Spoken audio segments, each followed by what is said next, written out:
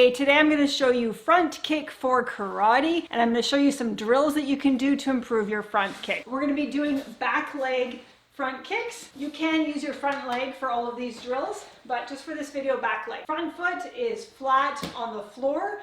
When you're kicking, you're not picking that foot up. Keep it on the floor. Your back foot, you're going to bring your knee up, okay? The higher you bring your knee up, the higher you can kick. And you're going to chamber your leg. So what that means is you're bringing your foot close to your butt. At the start of that kick, you're also going to do that at the end of the kick. And the reason you do that, you can get a nice whip when you do that chambering. It also protects your leg. If you don't chamber your leg and you just kick and leave your foot out, your opponent can just grab your foot, take you down, punch you out, okay, own you. So always bring your foot back as quickly as possible, and then get your foot to the floor as quickly as you can for balance and stability. So with front kick for karate, most of the time we're kicking with the ball of our foot. So it's like a strike. You're striking with the ball of your foot and you're pulling your toes back so that you don't break your toes. You can do kick with different parts of your foot for this. If, say, someone's coming at you and you want to get them out of the way, you can do a shoving kick. And with that, you can use your heel, you can use the whole bottom of your foot, you can also use your instep. Often it's just wherever they land, right? Depending on the position of your foot. Okay, but most of the time in karate, ball of the foot. So some drills that you can do to work on your front kicks. One I like to do is you grab some kind of object. I have a kicking shield. If you don't have this, you can use couch cushions, or a stack of pillows, or a bench, or whatever.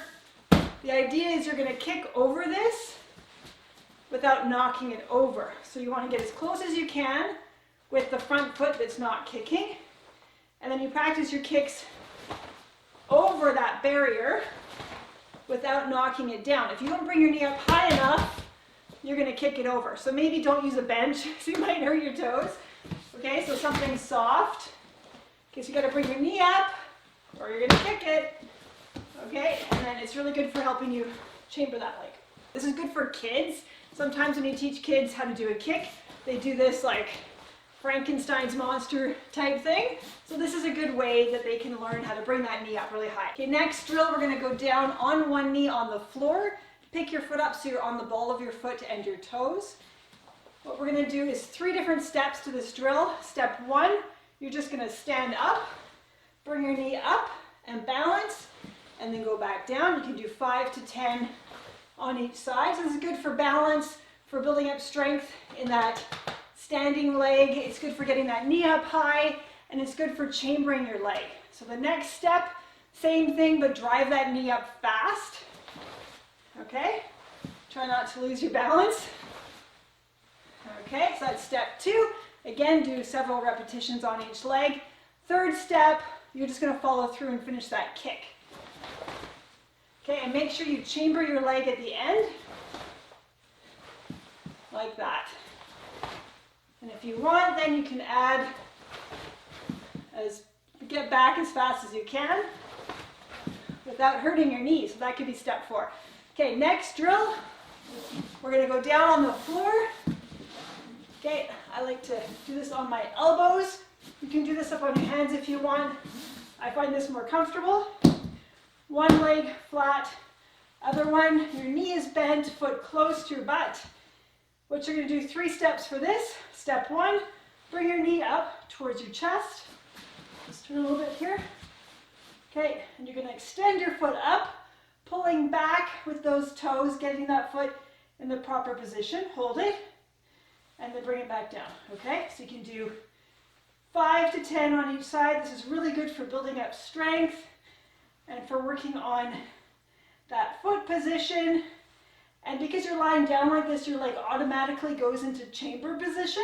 So it's good practice. Next step, same thing, but fast.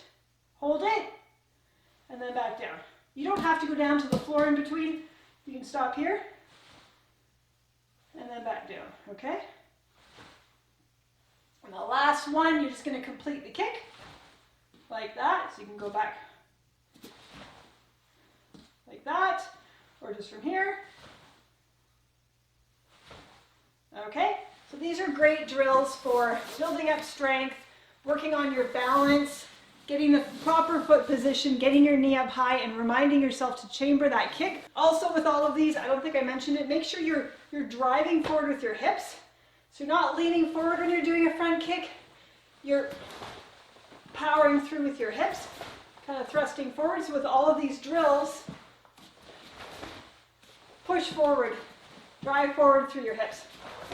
And after you've done all of your front kicks, do a nice stretching routine to loosen up all those tight muscles.